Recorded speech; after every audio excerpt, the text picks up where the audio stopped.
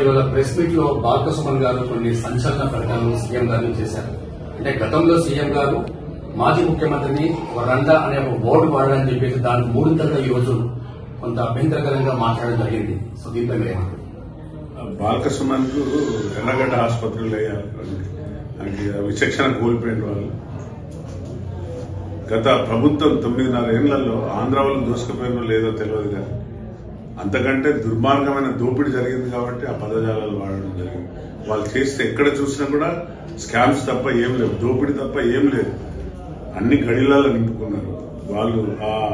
ఎంత అంటే అసలు సామాన్య మానవునికి ఏమైనా చేద్దామనే పరిస్థితి లేకుండా తెలంగాణను భ్రష్టు పట్టించింది. కాబట్టి తప్పనిసరిగా తెలంగాణను మేస్త్రి అంటున్నారు. మా మేస్త్రి రైట్, మా యొక్క మేస్త్రిగా ఆయన పాత్ర చాలా కీలకమైన పాత్ర.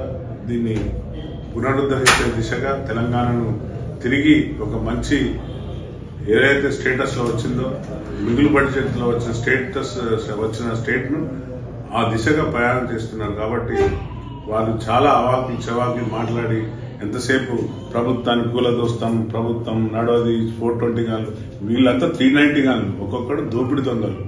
దోపిడీ కంటే దొంగల కంటే ఇంకా భయంకరమైన దోపిడీ జరిగింది తెలంగాణ రాష్ట్రంలో. ఈ ప్రజలకు తెలియదు ఈ దోపిడీ ఎట్లా జరిగిందనేది తెలియదు. అవన్నీ వివరిస్తున్నాం. ఒక శ్వేతపత్రం విడిచిపెడితే వాళ్ళ ఒక శ్వేతపత్రం మేము కష్టపడి సౌదాలు కట్టినాం, కష్టపడి మూడింతలు చేసినాం. ఒక సామాన్య కుటుంబం కూడా అప్పు చేసే ముందు 10 సార్లు ఆలోచిస్తుంది. ఈ అప్పు తెస్తున్నాం, ఈ రుణాన్ని మళ్ళీ ఎట్లా తీర్చాలని ఆలోచిస్తారు. మళ్ళీ అప్పు తీసి మళ్ళీ కట్టే దిశగా తీసుకుపోయినట్టే మీరు ఆలోచించండి. ఎక్కడ చూడు తుగ్లక్ పాలన కంటే దారుణంగా తయారైంది. ఒకప్పుడు మొఘలాయి రాజులలో ఒక తుగ్లక్ ఉండేవాడు. వాడు ఢిల్లీ నుండి ఔరంగాబాద్, ఔరంగాబాద్ నుండి ఢిల్లీకి తెచ్చి ప్రజలను ఇబ్బంది పెట్టేది.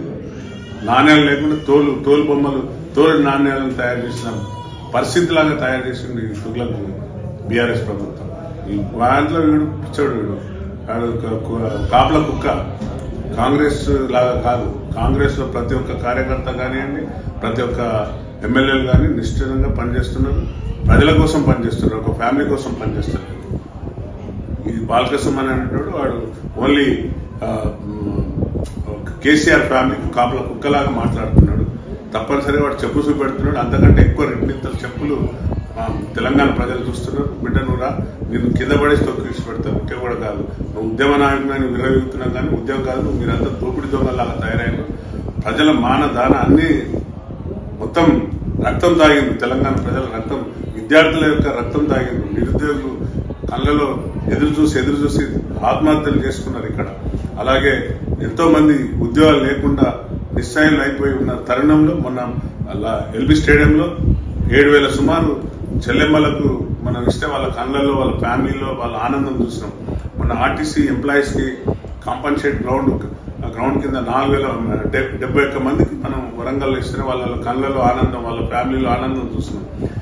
ఎవరు చూడు మేమే చేసినాం, మేమే తీసుకొచ్చినాం, మేమే పొడిచినాం అంటున్నారు. ఏం పొడిచిందంటే జీతాలు లేకుండా అయిపోయినాయి. ఒక్కసం అంతా కాల్ చేసి పెట్టిపోయింది అంతే తప్ప వీడు కాపుల కుక్కలాగా ఉన్నాడు. కాబట్టి అట్లా పిచ్చిగా మాట్లాడి బిడ్డ ఒళ్ళు జాగ్రత్త పెట్టుకొని మాట్లాడు. ఇంకోసారి ఇలాంటి పిచ్చి కూతలు కూస్తే నీకు తగిన బుద్ధి చెప్తారు.